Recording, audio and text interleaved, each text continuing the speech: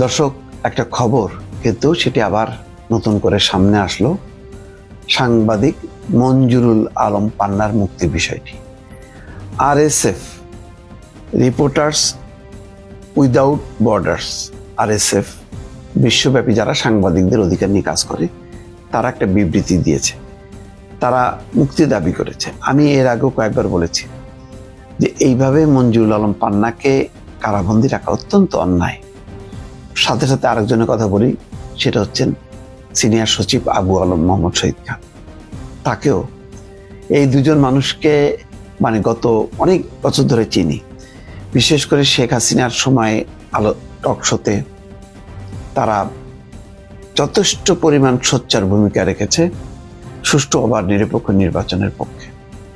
মঞ্জুরুল আলম পান্নাকে এই কারণে বিগত আমলে তার লম্বা সময় তার চাকরি ছিল না।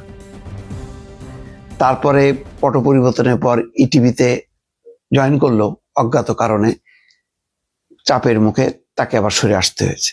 তারপর তিনি স্বাধীনভাবে তার মানচিত্র নামে একটা খুবই জনপ্রিয় ইউটিউব, সেটা তিনি পরিচালনা করতেন।